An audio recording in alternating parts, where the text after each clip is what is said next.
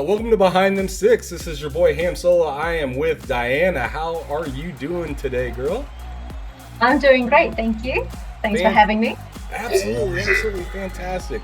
I've been really waiting to hear from you. It's been some time that we've been kind of chatting it up in the DM and whatnot, and I'm happy everything's going really good for you. You look fantastic. Oh, thank you. But I got to ask you the same question I ask everybody else. What gaming and social media platforms are you on so people can contact you or check you out and see what you've been up to, or you're an Xbox ambassador, so somebody might need some help. Well, on Xbox and almost everywhere, on all social media platforms, you can find me as Miss DEUS Geek. That's my gamer tag as well. Otherwise, you can check out my work on Attack on Geek, which is where I pretty much make most of my content and review games, movies, comic books, the whole shebang. Ooh, comic books. What's the last one you reviewed for that? Oh, I mean, I haven't put it down on paper. Review-wise, I think the last one was Nemesis by Mark Miller. I'm trying to enjoy comic books personally now and just take it in on my own. It's a lot to take in because there's so much different content, and it's like a web of just like how some things connect into other things, and don't miss this issue, or if you've seen this issue, go back to this other issue and check it out, and you'll see some pretty cool stuff. And this is the first time Wolverine fights Deadpool or something crazy. Not really the first time because, 20 years ago he did that. Right. So I mean, it's just like it's almost like an argument fest when you start to get into comics and stuff like that. Everybody has their reason behind why things are why they are, or how they got to this point or something like that. But anyways, this is about gaming. This isn't about comic books. Yeah, tell me a little bit more about that ambassador program. Let people know about it. So the Xbox Ambassador program is effectively a program for anyone who has played on Xbox for a significant amount of time, has really immersed themselves in everything Xbox, and really wants to give back to the overall Xbox community by being an ambassador. So there's a program that you can apply for, and you have to meet certain criteria. And once you're in that program, essentially what you do is you help each other out. You help your fellow Xbox gamer out, whether it's with support questions, answering questions in the forums, having discussions about games, doing interesting quests on the Ambassador website that will give you Microsoft rewards. It's essentially almost like an activity in itself that really allows you to connect better with Xbox as a whole. And I really enjoy it because it meant that I've met so many people from all over the world, got to meet so many friends, and most importantly, I get to share my passion for Xbox with people who love Xbox as much as I do, or even more than I do. So that's essentially the program in a nutshell. That's pretty cool. So like how is it that you found yourself like wanting to be in that program? Well, I actually started streaming for Xbox New Zealand when I first picked up my Xbox console. So I started working with Microsoft locally back in New Zealand. And there was a program back then called the Expert Zone Game Masters, where a select few people got to essentially stream brand new titles to create hype around new Microsoft games and really try and educate people on Xbox. And when that program took off and I started meeting people in the Xbox community, I got to know about the Ambassador program. And I really thought, well, okay, this really aligns with what I love doing, which is meeting people. So I signed up, I managed to meet the criteria and joined the program. And I'm very grateful that I did, because shortly after that, the Expert Zone Game Master program was disestablished. And so I didn't really have anywhere to go and anywhere to really connect with my fellow gamers. So the Ambassador program really helped me keep in touch with everyone. And I ended up streaming for the Ambassador Playhost channel. So I got to do exactly what I was doing before, but now with a more global audience. And, things just kind of went from there. And it's been the best thing that I've ever done personally, because it just helped me grow. It helped me build my own community. It educated me about the world of streaming. And, I've got to meet some cool people around the world. So, yeah. I mean, that's a pretty cool story. You got a little bit of history going on right now with Xbox and whatnot. Kind of curious, what are you playing right now? I'm still trying to get through the Halo campaign. What difficulty are you currently on? I'm on like the easiest difficulty. Easiest difficulty. And anything with accessibility I've got turned right up just to make my life a bit easier. The only problem I have is time, and that's the thing that I find really interesting when you're a gamer as an adult with full-time job or a family or kids or other commitments. It's just don't have enough gaming time. No, there is never ever enough gaming time, because sometimes right when you're like, all right, I'm ready to go, you like start to get real tired and you're just like, oh, I'm actually gonna get to this later, I'm going to bed. So you get it all turned on, ready, you hop in, you do your first few grapple hooks, and you're just like, oh, I can't do this right now. The opposite. See, if I turn on a game, especially at night, I will sit there and be so excited and so immersed in it that I forget the time. And then I realize, oh God, it's like 3 a.m. in the morning. I have to get up at 5. Fair enough. So it keeps me up instead of, getting tired. I actually get energized. See, I'm a night owl. And I usually stay up almost every night until like 2 a.m. like just messing around with games or screwing around with all of my consoles or just messing around. Sometimes it's just watching Naruto and just chilling. But like I'm always up around that same time every night. I start to maybe like head to bed around 2 o'clock, but like sometimes like I'll like turn on like Halo or something like that at 1 a.m. knowing that I will only have an hour until I'm probably gonna go to sleep, and I'm just like, dude, I can't do this right now. Because I know if I turn on Halo and I play, an hour is gonna go by and I'm not even gonna notice, and then I'm gonna beat a few levels and be like up, and it's gonna be 5 a.m. So like me being a natural night owl, I have to know when I turn on a game and hit those first few grapple hooks, like right now is not a good idea to do this. I better stop. So that's me in a nutshell with that situation. I've played a lot of like, have you like I played a lot of like games like Ark, Survival Evolved.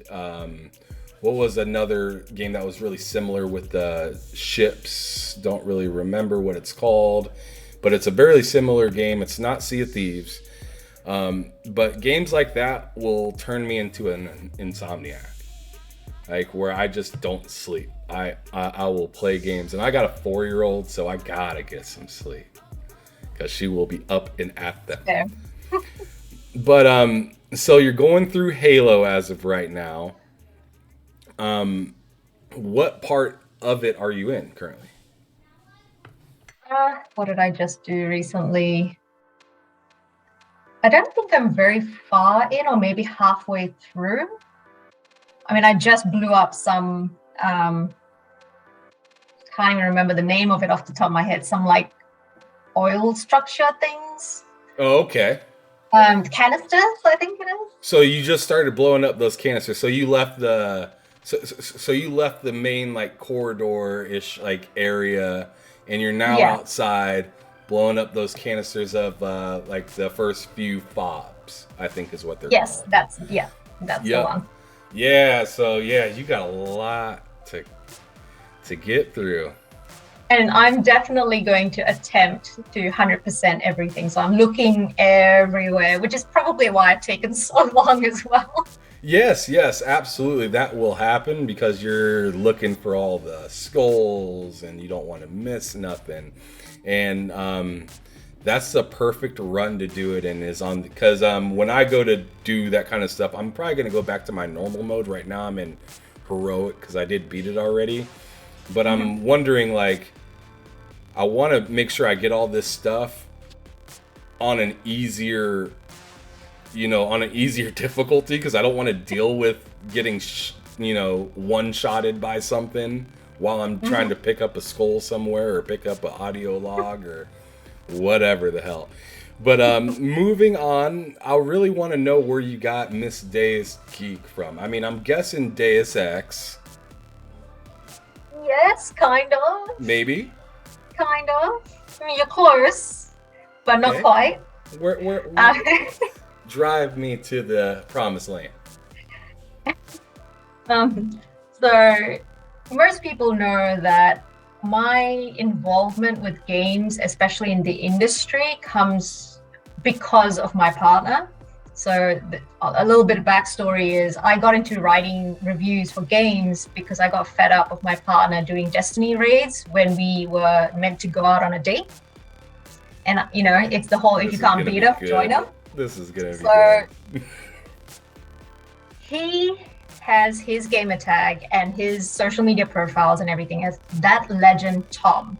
And I asked him once, wow, do you really think that highly of yourself? You call yourself that legend Tom? And he was just like, no, I like Legend of Zelda. And so that's why. But to me, deep down, I'm like, no. You have said you are a above average gamer. You've told me you are one of the good gamers out there. So I had to knock him down a little bit. I can't let him sit on that high horse. So I thought, okay, I need to come up with a gamer tag. I need to start having a social media profile and all that. What's something that tops legend? God. And Deus in Latin or Deus Ex is a play on, the name God in Latin. And obviously there is a character in an anime, Future Diary, called Deus Ex, who is the master behind the Future Diary game. And so I thought, okay, well, I'm female. I would like people to identify me as a woman. So Miss, and then Deus, because I needed to trump my partner's legend.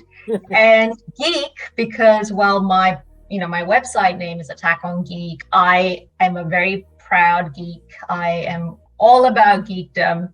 So hence Miss Deus Geek. Fantastic. You have a really nice way of putting together a story. I was just sitting there listening. I needed some popcorn or something. It was fantastic. Thank you. Well, I mean, I come from PR, so storytelling is my jam. I can tell because it is coming off the tongue nice and smooth but you have obviously a history within gaming and everything, but like let's take it before content creation and go a little bit further back to Little Miss Deus Geek. Let's go way before then even, and let's see why you got into gaming. Like what was like your first console? What drew you to becoming a gamer? I think it would have been mostly because I grew up around 4 uncles. My earliest memory of gaming was around the age of like 3 or 4, watching my uncle play Doom and Wolfenstein, Warcraft, and essentially picking up a Sega Mega Drive controller one day to play Mortal Kombat with my uncles. And this was, back then I didn't know that it was violent. They didn't care that, I was this 3-year-old trying to beat them and perform fatalities and all that. I just really immersed myself in games because they were playing it all the time. And so I think, had they not been around and had I not grown up alongside them in my life, I probably wouldn't be a gamer today. So a lot of it stems from that childhood, spending time with my uncles. And in terms of, over time, my first console, I grew up in Malaysia, which, is very popular for knockoffs. And I had no idea, but my parents bought a PlayStation or PlayStation 1 at the time, and it took cartridges. So, I didn't know what my first console was, because is it a PlayStation?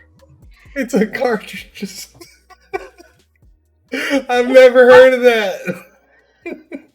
I didn't know that it wasn't a real thing until I moved to New Zealand and was, meeting friends and talking about games. And they were like, oh, yeah, we've got a PlayStation 2. And we were talking about our first consoles. And I was like, yeah, I've been looking around to pick up a PlayStation 1, but they all seem so different. They don't take cartridges. And they were like, what? Like, who are you? Just like I didn't know that, when I had a Game Boy Color back in the day in Malaysia, my little cartridges had over 100 games on it. So to me, it was like, this is great. One cartridge, which has like between 20 to 100 games. Fantastic. Until I found out that you actually had to buy each game on a single cartridge, because that was how they were meant to be. Oh my Lord. So you were over there just living your best life, having no idea what was really going on, playing all these knockoff consoles, but still having a freaking blast. Not caring. Pretty much. Nope. Not caring at all. I loved it. I loved that I could take my Game Boy everywhere and just flick between games without ever having to remove a cartridge. Oh man, the power of gaming right there. Like, if you want to, let all the fanboys everywhere know, just like, hey, I was playing a knockoff for years and I had no idea.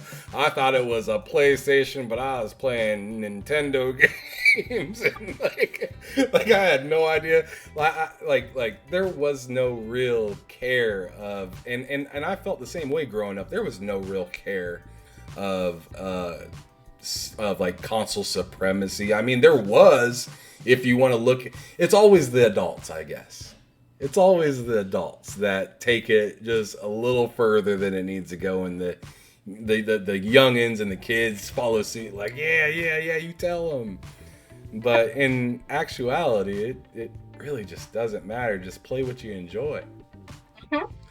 Exactly. So with that being said, you got.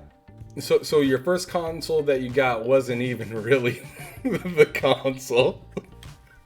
What was your first like actual console that was like you knew it was from where it said it was?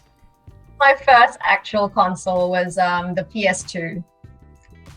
So PS2. 100% hand on heart, I knew that was a legit console. You're like, I got the box, and everybody has the same box. Yep. And I knew, awesome. Like, just having the sensation of putting a disc in and then going to school the next day and being like, guys, I finally have a real console. Was it a running joke? For a while, yes. Oh, man, because back in the day, like when you're a little kid, a running joke really means you're getting teased about it. Sometimes. For a lot of things. So that was on the lesser side. I could handle that. Well, I love that story. That was hilarious. I've yet to meet anybody that their first console was knockoff. That's rich. Absolutely rich. So at what point in like you playing games and everything, you got the PlayStation 2, and then I'm sure you advanced to other consoles as time, elapsed. But what drew you into being like, you know what? I like this so much that I want to shout from the rooftops and actually create content with it and let people know how much I love it. When did that happen? Happened, I think about 6.5 years ago. So, like I mentioned before, I was invited to stream for Xbox as part of that Expert Zone Game Masters program. And I just fell in love with the community more so than the console and the games. I fell in love with the community first. And because all of them played on Xbox exclusively, I decided, you know what, I'm going to really invest my time playing on Xbox, really learning about the games and playing Xbox first party games. And at some point, I just loved interacting with people so much. I started my own channel and started live streaming. And, that was I think the tipping point of becoming a content creator, because I started streaming regularly. When the Expert Zone program moved from Twitch to Beam at the time, I moved along with it. And then Beam rebranded to Mixer. And, I moved through the chains there too, and ended up being a partnered streamer with my partner. So we ended up doing a couple's journey into content creation, I suppose. So now everything we do for gaming and pop culture, we do as a couple, because you don't see couples doing a lot of things like this together. And so it's a unique perspective.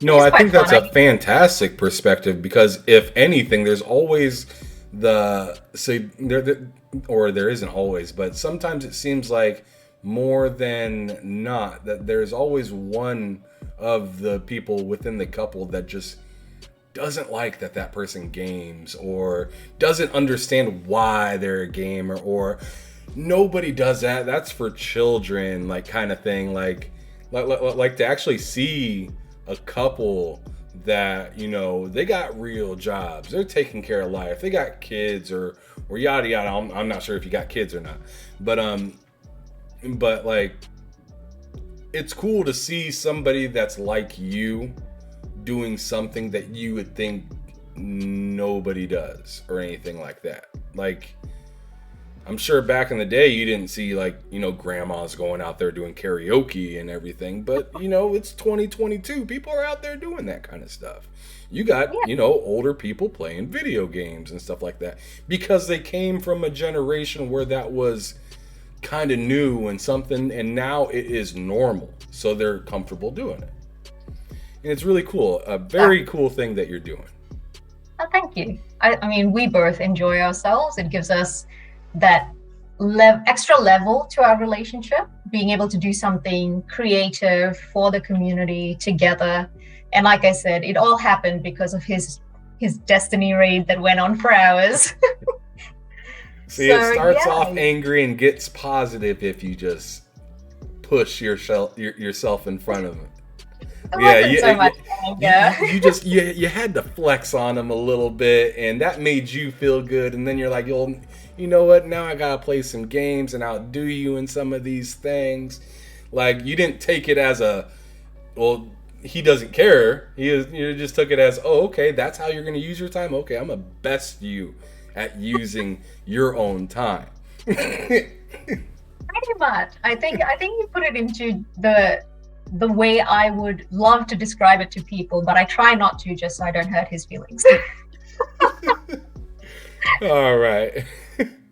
So that kind of drew you into, content creation and everything like that. If you were to pick, I feel like you're going to pick Xbox, but I want to know which one specifically. What was your favorite console of all time? Maybe it wasn't even an Xbox. Maybe it was the knockoff PlayStation. I don't know. I have a very soft spot for my Game Boy Color because it had several games on that cartridge. Oh my God, here we go. It's actually, if you think about it, it's the old Game Pass. You know what I mean? It was that one device that I could take anywhere. I could play anything I wanted, whenever I wanted. So I think I have a soft spot for that. But in terms of, non-knockoff consoles and cartridges,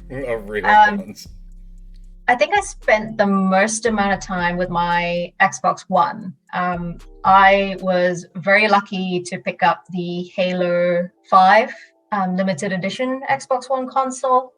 And I absolutely loved that console, not only because it was a gaming console, but because it just looked so cool. Every time I turned it on, it had like this really unique sound. It wasn't the normal Xbox startup sound. And yeah, it was great with the Kinect. Yeah, it has like this little machiney type switch on noise, and then it shut off with a similar sort of sound, and it just felt so futuristic at a time where, you know, we were still starting to get newer and newer tech. So I just, you know, would have it in my room, wake up every day and be like, oh my God, that's like the year 2020 right there. And we were in like the 2009s, 10s, no, not 9s, 10s and 11s and so on and so forth. So yeah, I was just really in love with that console. Yeah, that's pretty cool. Yeah, and I liked the technology that came with like the Kinect feature, like when you say Xbox Snap, and a little Snap feature would come on there. I'd always say Xbox Snap YouTube, and I'd watch like YouTube clips while I'm playing video games and stuff like that. And I was really disappointed when they took that away. I was super sad when they said we're shutting down Snap features. And every once in a blue moon, I'd still go up to my Xbox and be like, Xbox Snap, and it says I can't. Oh. It literally said Xbox can't snap, and I was like, damn you. Oh. You could last week. But yeah, that was one of my favorite functions for that console. I know they were really trying to like let you know that they cared about video games and not TV so much. So I understood the reason, but I was like, dang, like take everything else away, but leave that. That was like really innovative. But from what I remember, it was like breaking consoles and stuff like that. So they had to get rid of it. I could be wrong, but that's the last thing I heard about it. But interesting. So Xbox One was your favorite real console, but the Game Boy with the original old school Game Pass, you know, with the 100 or 20 games on it was your soft spot console. Got it. That's funny. I'm gonna laugh about that when I go to rewatch and edit this for sure. But anyways, what was like a memorable moment that you've had throughout your gaming history? Is it like when you were a kid, or is it like now that you're older in gaming? What's your memory that you treasure a lot? Hard to pick just one, because I have really fond memories of community events, for example, but I also have a fond memory when I actually made the #1 position in Fortnite for the very first time. Which, you know, I'm terrible at games. Everyone who's seen me play knows how bad I am. So for me to get that win in Fortnite was just this absolutely amazing moment. Chat went nuts. I just flipped up. It was just absolutely amazing. I was in my PJs as well. So I was like, oh God, I was like, oh my God, I'm so embarrassed. You all have just seen me in PJs. But I didn't really care because it was like, oh my God, I won. You were screaming from the hilltop. Pretty much. And my partner at the time was sitting behind me, just doing some work. And he just looked at me and was like, what the heck is going on? I was like, see, I'm good now. I did something. I won a game. I mean, congrats to you, because I don't think I could ever get into that game and understand it quite well enough to beat it or to get first place, because I don't know, Fortnite for me, it was like hard to understand. And I mean, like I said, I play games that are pretty complicated sometimes, like Ark or Ages of Empire. Sometimes I'll get into that, but for some reason Fortnite, I just can't do it. I suck. This was way back though, like when Battle Royale first came out, so it was simple. Okay. It was just hide and shoot and kill. There was no, you know, all the fancy building that the kids do with their like super fast coordination skills. Yes. None of that. So I Sitting can't here play getting lit up Fortnite by a anymore. 6-year-old or something like I'm just like, get me out of here. Oh yeah. No, I refuse to play Fortnite now because I remember very, very clearly kids used to scream in my ear when we were playing in teams, and it was like, oh my God. That's awful. That's Yeah, literally I mean, awful. The kids it, screamed it out was in a your mix ear. of excitement but also trolling at the same time. And it was, yeah. Yep, that's your chat. That is game chat right there. When you're not in the part, that's why I play in parties. I cannot game chat it because the game chat, sometimes it's really cool, but most of the time it's a little rough. It's a little rough. It is Yep. being on the streets. I guess that's what it feels like.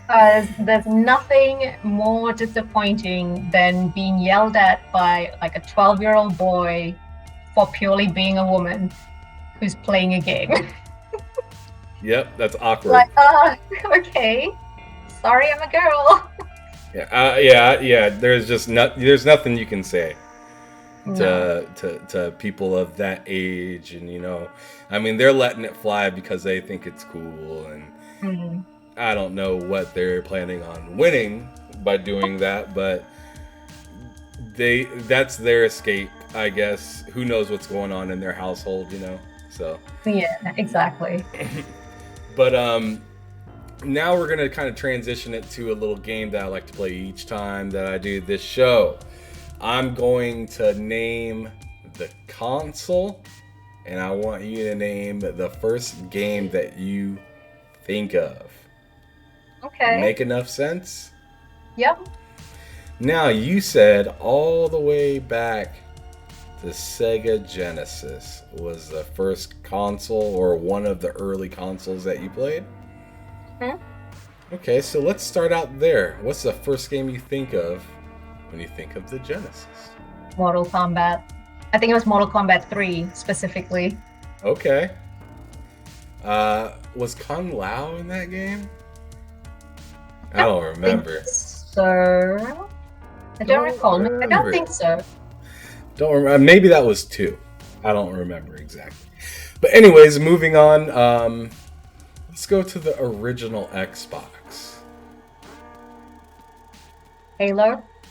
Oh man, you took the easy one. The Halo, yes, Halo was. I on didn't have the original Xbox, so I never played anything on the original Xbox. Okay. PlayStation 2. Uncharted 2. Uncharted 2 for PlayStation 2? I'm pretty sure it was Uncharted 2 that I played on it, unless... Don't tell me it was a knockoff. No, it wasn't... Wasn't it Uncharted 2? No, that was PlayStation 3, sorry. Yes. PlayStation 2... what did I play on that? Star Wars Battlefront 2. Yep. Battlefront was definitely on there. I used to play the heck out of that on my Xbox. So yeah, absolutely, that game was phenomenal, and it was really good for being now everything's like online and everything now. But back when you couldn't get online, like, it was amazing the amount of people that you had to squash throughout that game. The games felt so long, and they had like little numbers on top of how many was in your squad and how many was in their squad.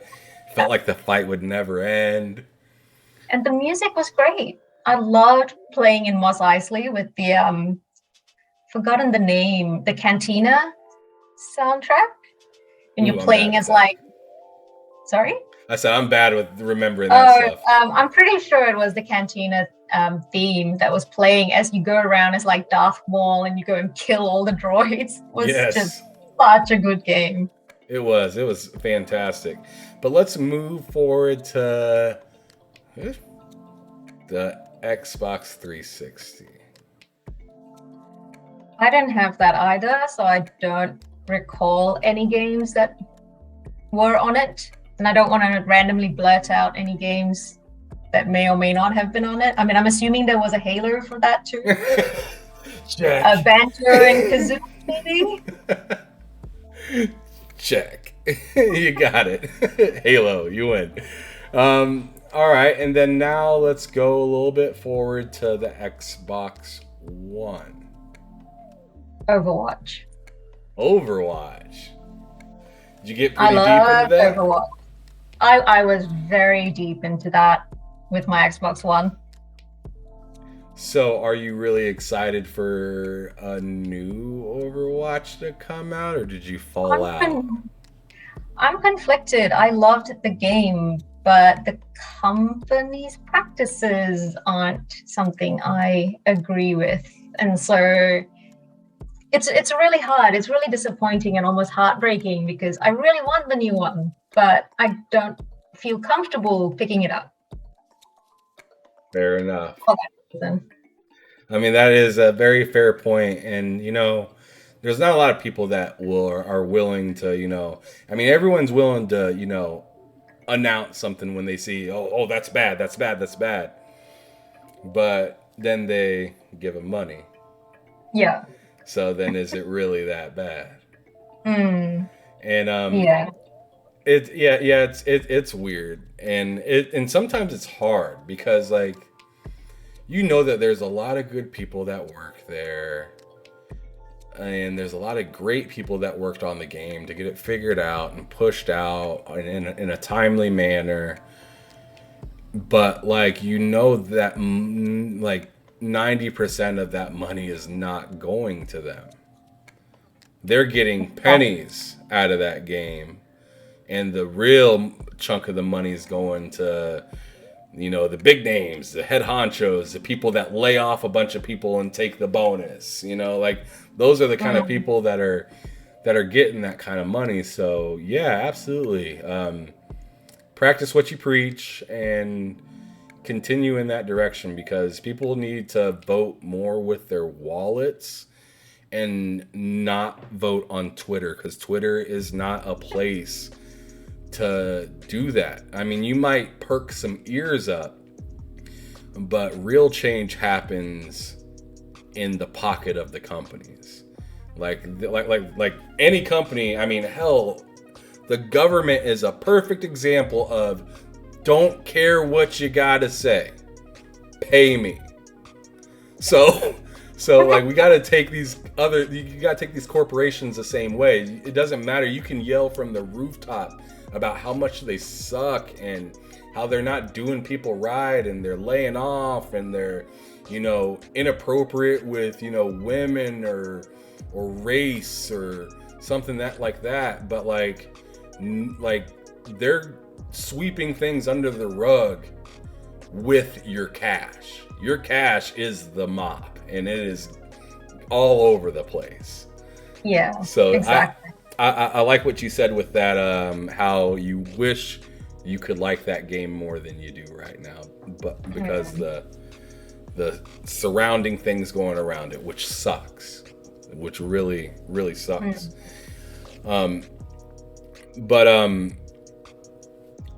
Let's go to PS4.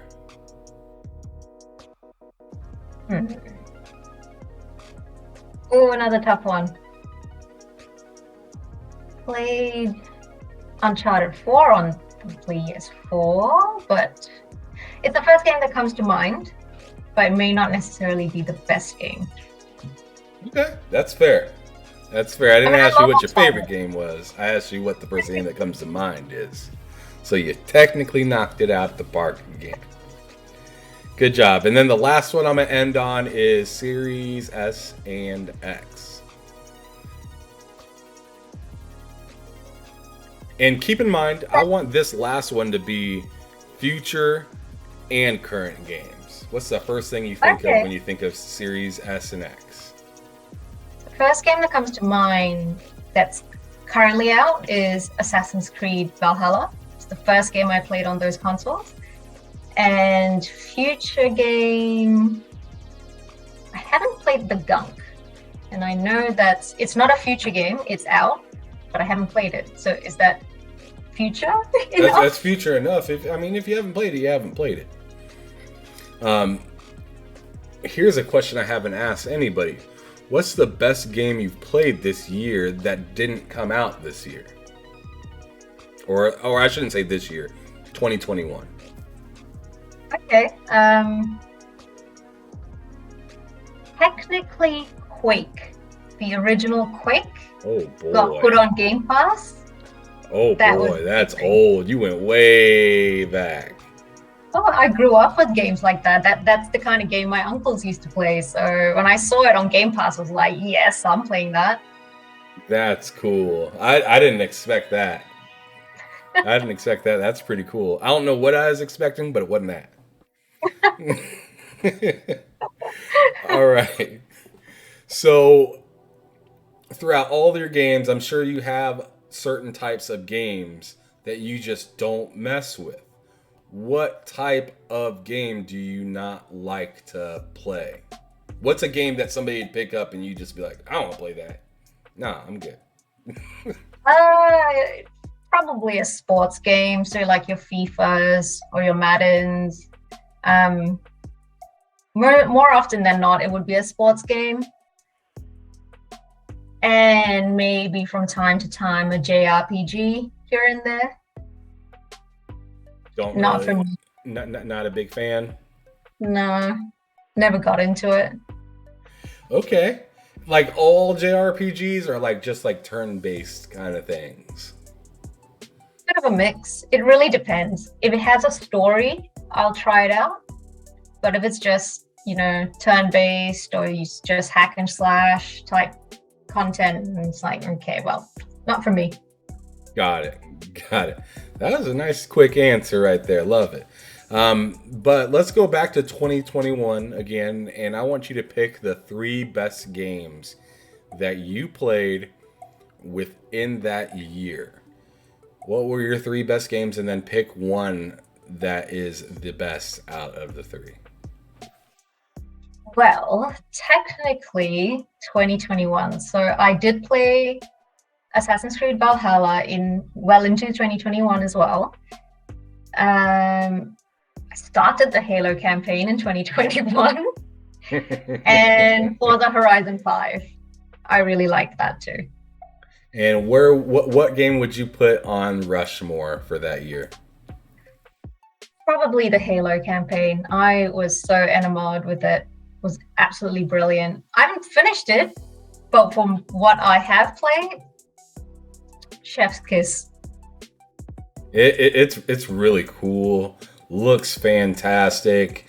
The communication between Chief and the weapon, and also the pilot.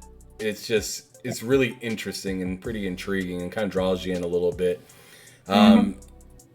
The pilot makes you not really like him that much at first because he's so complaining, and Chief, you're like, man, shut up and let me go flex on these fools. But I mean, I see what 343 was doing with him though, because he is your average person. Your average person doesn't want to go back. No, nobody want to go back to that war. They're like, dude, we need to get out of here. Get me out of here. And I've tried to explain that to people. Like, people are all like, oh, that guy's so annoying and he's stupid and yada yada. And I was like, bruh, you go to war with like the chief of all chiefs, the killer of all killers. Go to war with him, and you be the pilot, and you go drop him down in the middle of that fight. And tell me that you don't want to go home. You know what I'm saying? Like that pilot is just a regular person that don't want no smoke. He just wants to get out of there. Rightfully so. I mean, why would you want? Wasn't he stuck in space for a long time as well? So it's like, come on, he wants to go home to his family, or if he has family left.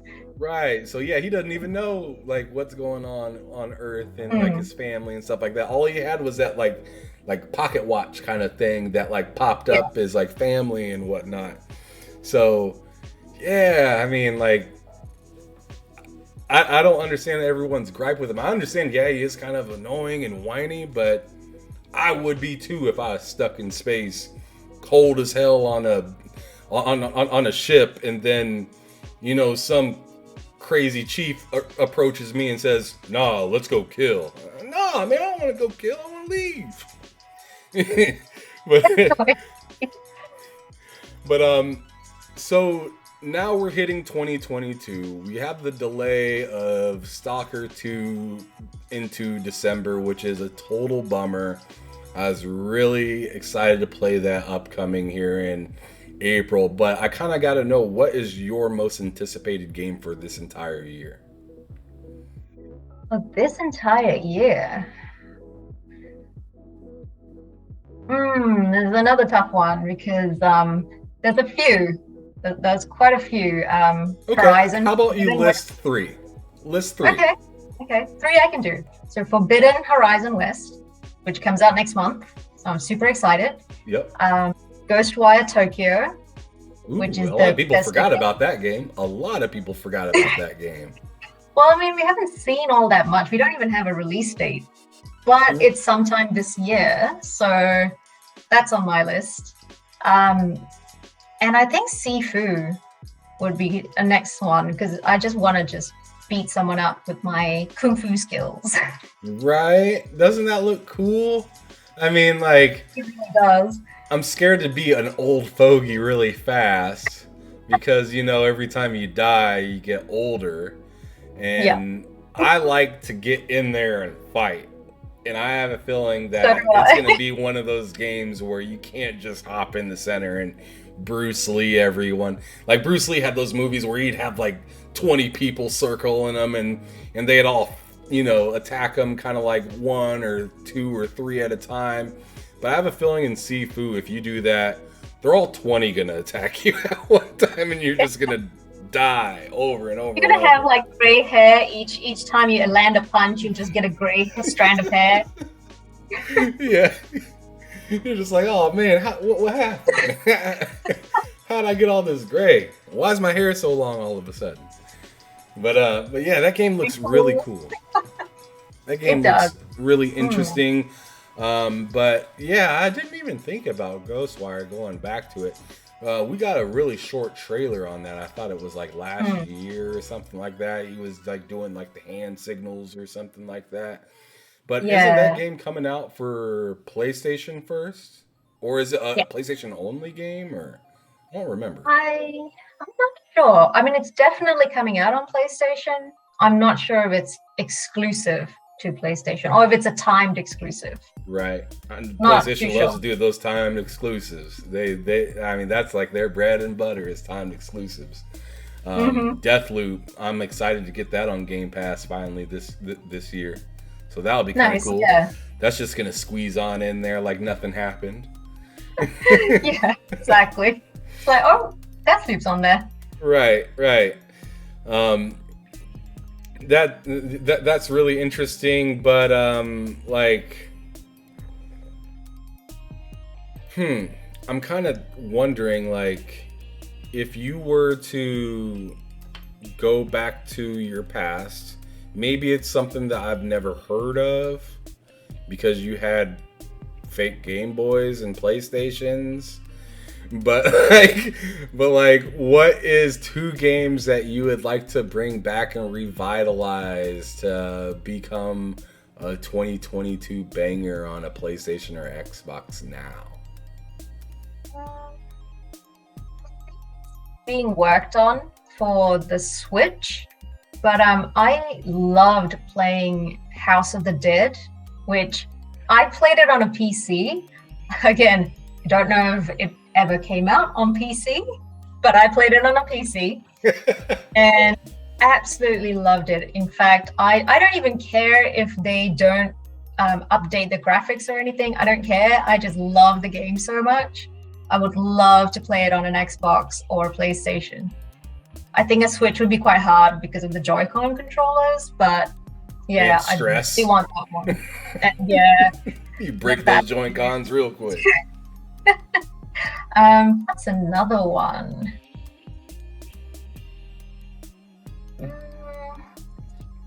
I think potentially, this is more childhood nostalgia. So Looney Tunes Racing, which was a PS1 title that I played on the PS2, because back then there was some sort of backward compatibility. Or Yep. again, maybe I had a fake console and I thought it was Nope, the real. PlayStation 2 was totally backwards compatible. I currently have a Okay. couple. I have a PlayStation 2. I don't have a PlayStation, but I have PlayStation 1 games that I play on Hmm. my PlayStation 2. So Oh, no, okay. you were not sold a lemon. You were sold the real thing. Good. Okay. I'll bring that back because I had just such fun memories playing that game with my siblings. I would love to just, I would love to have that game and take it to my brother and sister and be like, hey, I know we're all in like our late 20s and 30s, but let's play this again. Who cares about your kids? We'll just lock the room up and just sit there for hours and play this. Yeah, exactly. And gaming is all about that. And I think Xbox is doing an awesome job with bringing back old games and putting them into Game Pass, or at least, the very least, they're making it accessible to be able to. If you have the disc, just toss it on in there and you can play it. Like Mhm. Max Payne, for instance, 1 and 2. I got both of those because they were on the backwards compatibility list. True Crime Streets of LA. I don't know if you ever played that game, but that's on the backwards compatibility list. And that game is so dope. It's insane. I've played that one before. Oh, I highly recommend it if you don't mind old school graphics. Okay. Highly recommend it. It's like a $10 game. Oh wow, okay. Yeah, so I mean, like, if you have retro stores around you or anything like that, you can totally go there, and it's not it's not a rare, crazy, expensive game yet. Who knows if it Okay. will be? But like at the store that I go to, it was $7.99 last I seen, and I have it for my GameCube. But I want Hmm. it for my Xbox because, like I said earlier when we were talking, is you could play your own music that you put onto your Xbox when you're in a car in that game or something like that. You're driving down the street, you can jam your own tunes. Love that. Love that. But fantastic answers. Two games I would have never thought of, especially Looney Tunes. Whoa, didn't see that coming at all. But let's turn this conversation a little bit, and I want to ask you kind of a serious question. What frustrates you within gaming as a whole? And it can be any piece of gaming. What frustrates you about it? Hmm. Do you mean gaming as the hobby and the activity gaming, or as a whole, as in including the industry and the I'm the second one, community? Okay. including the industry, community. Like if you have an issue with controllers, headphones, Mhm. Bobby Kotick or like whatever. Like what is your something that you just can't that just doesn't stop bothering you about gaming? To me, the number one thing that just frustrates me continuously is that we're in 2022, but there's still a huge chunk of the gaming population who don't believe that women choose to play games and that they do play games. And when they do play games, it's not just mobile Candy Crush type games. That frustrates me so much because it is so not true in so many ways. Yeah. Yeah, it's not just I mean, back in the day, I mean, even when I was a little kid and my dad and my stepdad had like a Sega Genesis, back in that time, early 90s, it was for the boys, like gaming was for the boys. Mom was doing girly things. That's what we considered. Well, at least when I was young, that's how I looked at the world. Like, the boys are playing video games and the girls go play with your Barbies or something. But times have changed. And there are not just girls just playing for money or doing OnlyFans kind of things, which is, I mean, if that's what you want to do, whatever. I don't care. not my life, not my daughter. I don't care. You do whatever you want.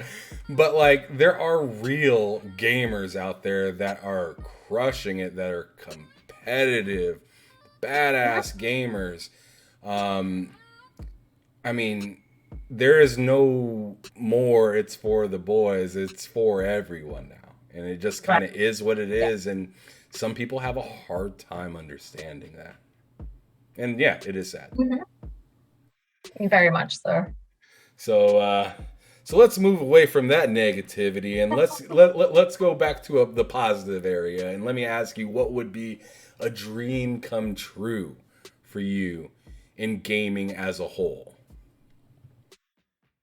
The opposite of what I just asked. Dream come true.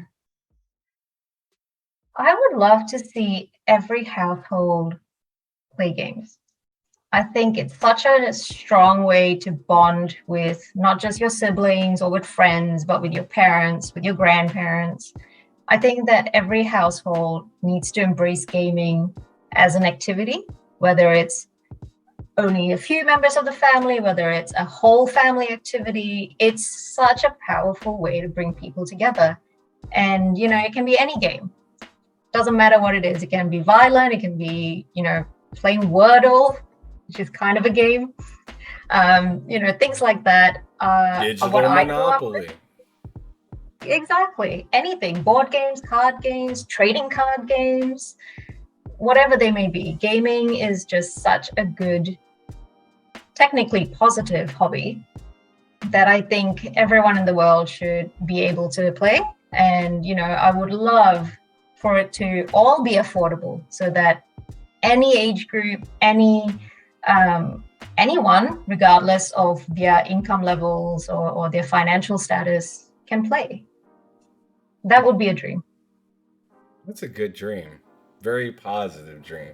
And I mean, Xbox is trying to do something like that. They're trying to bring Mhm. it to your just basic TV as an app that you can Yeah. get, which is insane. Which is freaking insane. One thing I'd love to see them do is make first party games downloadable to a device. Like I have the Samsung S20 Note. Perfectly fine phone to be able to game on. I got a lot of memory on it. And I can put an SD card in it, I believe. But what I'm trying to say is I'd like to be because I live in kind of a rural area. So like as soon as I leave my home that has Wi-Fi, my internet is, bouncing Mm. between 4 and 5G, which to me is no different than having like old school 3G. It like feels like that sometimes, you know what I mean? It's just like, man, why is this taking so long to load up? And I have it all the way down to like the lowest setting and it's still crap. It'd be nice to be able to like I understand with the third party games like can't always do all that stuff, but it'd be cool to like have Halo on my phone and be able to get on the highway and not have to rely on a cell tower. Yeah. Even if it was just like a piece of like I don't think they could do that, but if it was like a piece of the game or just something like I want to be able to play anywhere like they say, but you can't really play anywhere if there's no service. Yeah. That's So very true. so that's one thing I would love to see Xbox do because I feel that would change everything about Hmm. what they have right now because that's what the Switch pretty much can do. You connect Yeah. with the Switch when you're online and then like you choose your game or whatnot. They have some weird lock on their games when you buy it digitally, but you have to be on the internet for it to confirm it's you or whatnot. But then once you confirm it's you, you can hit the power button, turn it off, and then turn it back on the plane and be right back in the same game as long as you stick to that same game. But you can play that game the entire time, and Right. that's what I want Xbox to do, and I feel like that will be like every cell phone will become a Switch then, pretty much. Yeah. Which let's go. But we're getting to our last couple of questions. I want to ask you, what do you enjoy outside of gaming completely? No games at all. What would you picture yourself doing for fun? I watch a lot of TV shows and movies. That's still on the Xbox. I'm just kidding. It depends. I like watching my stuff on my big TV with, inbuilt apps on it. So I'll wait for Xbox to have an app and then I'll watch it on Xbox. Gotcha. But no, like I said, I'm a geek through and through. I love all the new Netflix original animations that have been coming out. So like your Arcane, your Castlevania, He-Man. I grew up with cartoons like that. And so seeing that kind of style come back, and it's very nostalgic, but also the stories are really gripping. I love I heard watching Arcane was just insanely good. It was so good. I didn't think I would like it. In fact, I'm no League player or anything like that, but about 2-3 episodes in and I was hooked. So good. Okay.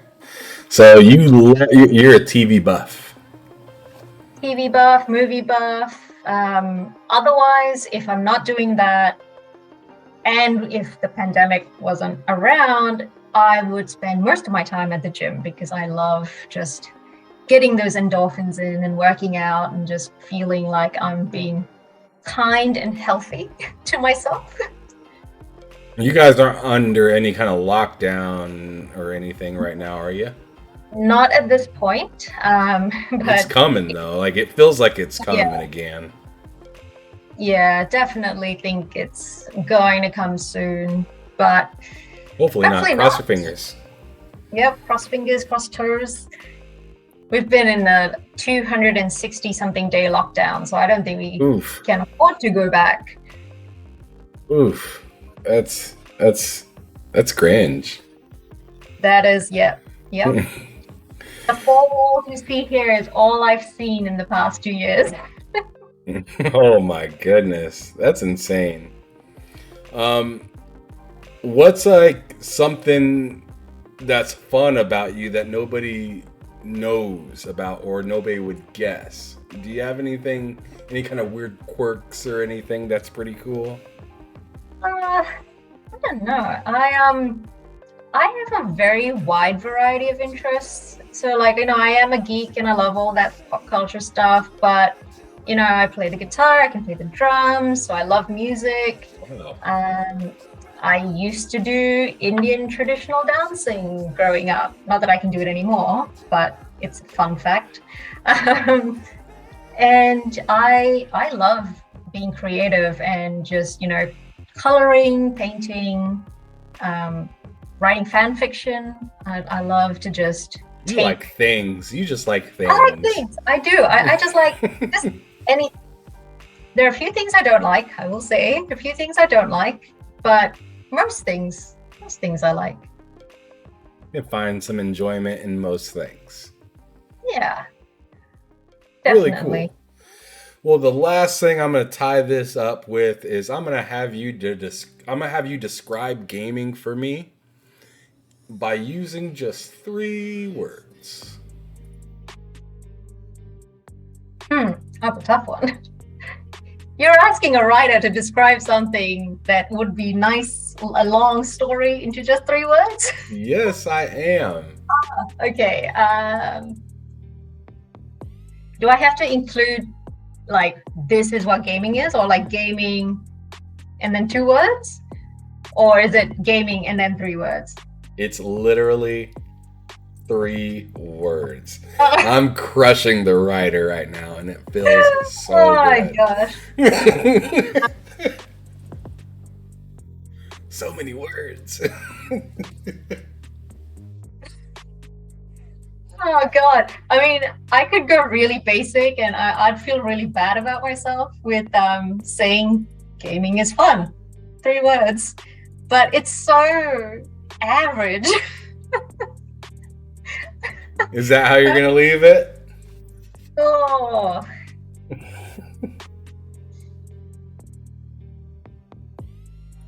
Oh, yes, I'll have to leave it at that. I can't think of anything. 3 words. That was great. What a way to end. What a way to. I stumped a writer. Plague Yay. me for the rest of the day. I'm going to be sitting here on my computer just 3 words, 3 words. Well, when you figure them out, DM me. Okay. All right, well, we're going to get out of here. If you guys enjoyed the episode, I'd really appreciate you guys hitting that like button, hit the subscribe button. I'm going to have all of her information for you to check her out on Twitter or on her website or whatnot in the description. So definitely check that stuff out. Holler at her. Holler at me if you got any questions or concerns or if you want to be on the show. I'd love to have you. But anyways, I appreciate you guys checking out this content. Me and Diana are out of here. See you later. Do it! Make your dreams come true! Just do it!